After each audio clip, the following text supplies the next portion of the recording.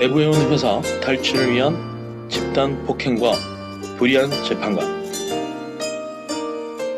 대부해운 회사를 필자가 설립하게 된 동기는 1995년도에 군산지방해운항만청 총무과장으로 근무하다가 유동식 사장의 서해페리오가 침몰하기 7일 전에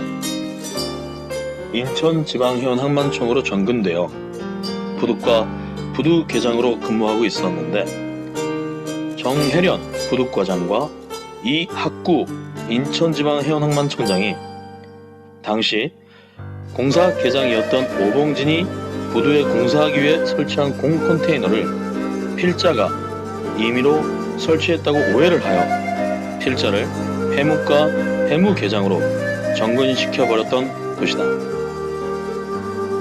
당시 해무과 해무계는 백령도 주민들이 세월호 참사를 일으킨 청해진 해운의 전 회사인 유배원 회장의 세무회원을 상대로 초쾌석선의 고운임 1인당 45,000원인 독점 항로를 경쟁할 수 있는 복수 항로로 전환을 요청하는 집단 민원을 제기한 상태인데, 국회에서 해운항만청 국정감사 시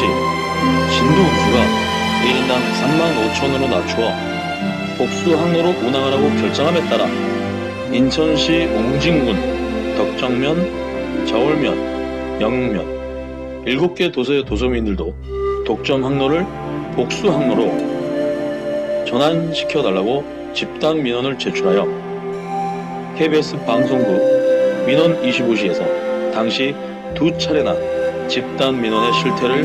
방영하였으며, 필자가 취한 집단 민원을 해결하겠다고 약속하였다. 필자는 집단 민원을 해결하기 위한 인근 해역을 조사를 하던 중 인천항에서 7개 도서로 출발하는 것보다 준공되어가는 시와 방조제를 통과하는 대부도 방아머리 선착장을 이용하여 7개 도서로 운항하는 단축 항로가 더 경제적이고 편리하겠다는 판단과 영흥도 화력발전소 건설 계획으로 장내 해상 운송량도 폭주될 것을 예상하였으므로 대부해운회사를 필자의 자금으로 설립하고 명의신탁자를 목색하다가 중학교 동창인 친구 박혜진을 방아머리 선착장으로 데리고 가서 명의 신탁을 하는 대가로 대부해운 5%의 주식을 주기로 하고, 대부해운 회사를 박혜진 대표이사로 명의 신탁하여 면허를 받아 운영하고, 필자가 공무원에서 퇴직하면 대부해운 회사와 해상 운송 수익금을 반환할 것을 약속하였다. 명의 신탁한 대부해운 회사를 친구가 배신한 동기는 명의 신탁 대상자를 처음에는 처제 강숙현, 두 번째는 외사촌 동생 수원병원장 조영준, 세 번째로 고흥 평화해운 이후함 사장으로 결정하였는데, 여의도 순복음교회를 같이 다니다가 기독교의 이단 집단인 신천지로 간 아내 강숙이 필자의 분노를 지속적으로 자극하여 결혼 후 20년 만에 처음으로 집을 나와 방황하다가 중학교 동창인 친구 박혜진과 스키 타러 간 것이 명의 신탁자를 친구 박혜진으로 변경하여 결정하게 된 동기였으며, 친구 박혜진은 건설비 1조 6천억 원의 영흥화력발전소 1호 2호기 건설에 참여한 현대건설과 두산중공업,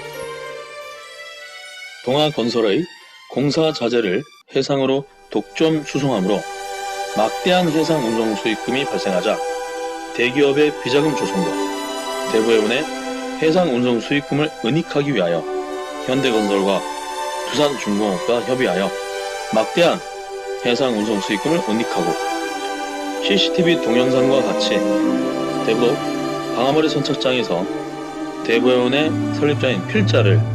친인척을 동원하여 회사를 탈취하기 위해 집단 폭행까지 하게 된 것이다. 그래서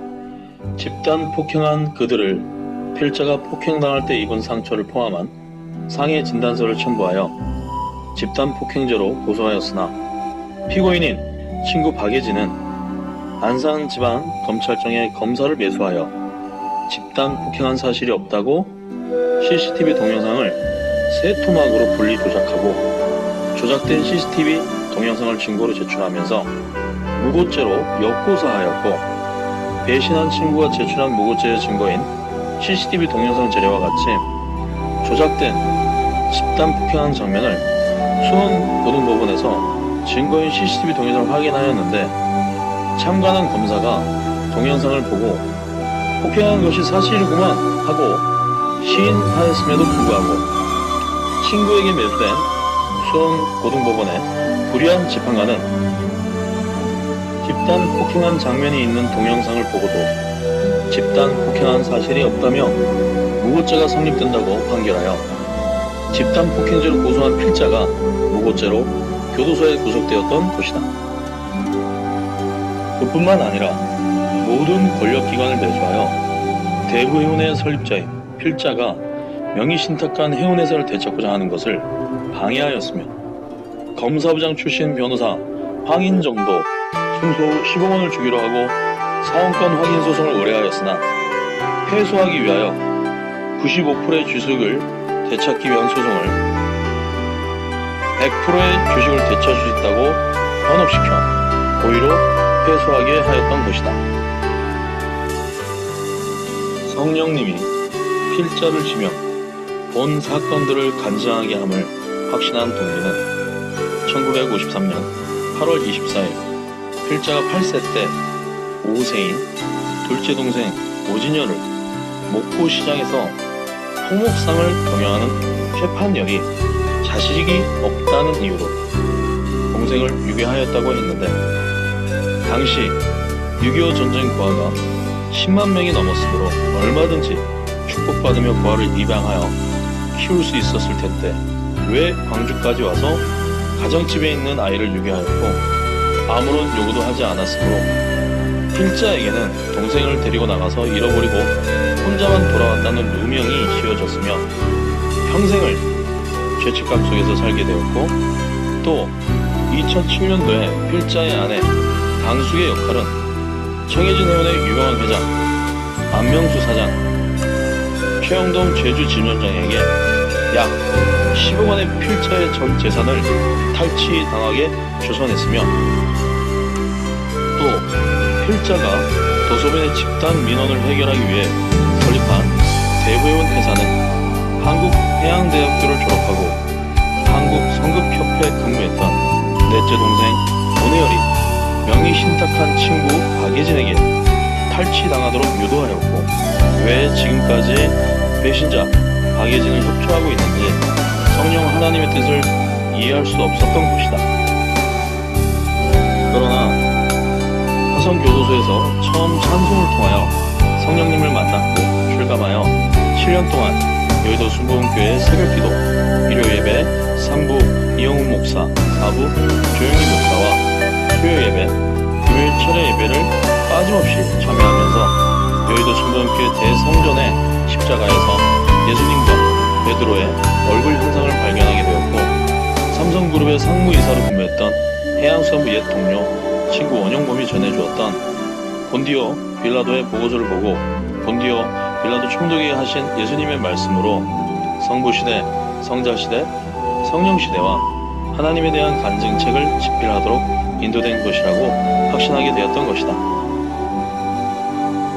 본디오 빌라도 총독이 하신 예수님의 말씀은 땅의 군주여, 그대의 말은 참된 지식에서 나온 말이 아닙니다. 경륜을 명하여 산골짜기에 머물러 있으라고 말해보십시오. 그러면 계곡의 나무들은 뿌리채 뽑혀버릴 것입니다. 그 급류는 자연과 창조주의 법칙에 순종한다고 그대에게 답할 것입니다. 하나님 한 분만이 그 급류가 어디로 흘러가는지 알고 계십니다. 진실로 그대에게 이르노니 샤론의 장미가 피기 전에 정의의 피가 엎스러질 것입니다. 이와 같은 예수님의 말씀을 통해 성령님은 정의가 실현되지 못해 침몰한 군산지방해운항만청 관할 유동식 사장의 폐료 침몰 사건으로 292명이 사망하였고, 인천지방해운항만청 관할 유병원 회장의 세월호 침몰 사건으로 선생과 학생들 약 304명이 죽게 된 것과 같은 고난을 통하여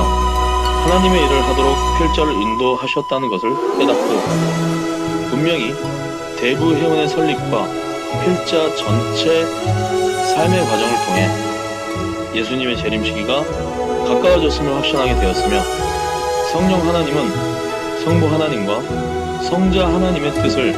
함께 하시면서 지구의 멸망을 가져오지 않게 사람들이 모여 사는 모든 사회의 정의가 실현되기를 바라고 계심을 세계에서 제일 큰 십자가에 성령님이 새겨놓은 예수님과 베드로의 얼굴 형상으로 확신하게 된 것이므로 온 세상에 알리고자 한다.